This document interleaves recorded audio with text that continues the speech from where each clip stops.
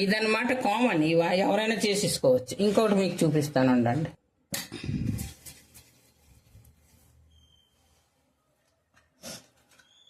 ఇంకోటిది ఇప్పుడు పొడవది చూపిస్తాను.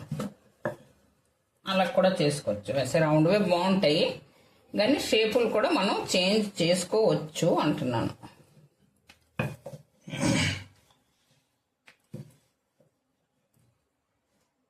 కొంచెం డస్ట్ తగిలించేసి ఇలాగైందా, దీని మీద కొంచెం కూరేద్దాం.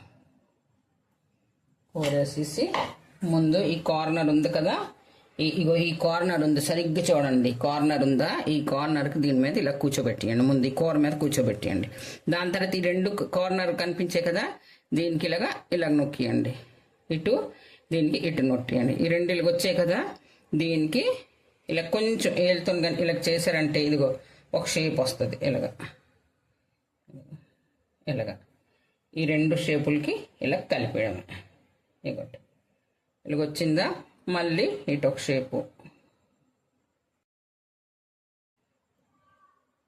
మళ్ళీ ఇదొక షేపు.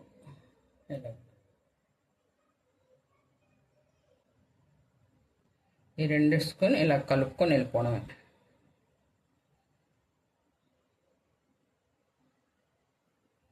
ఈ లాస్ట్ది ఇలాగ నొక్కేయడం.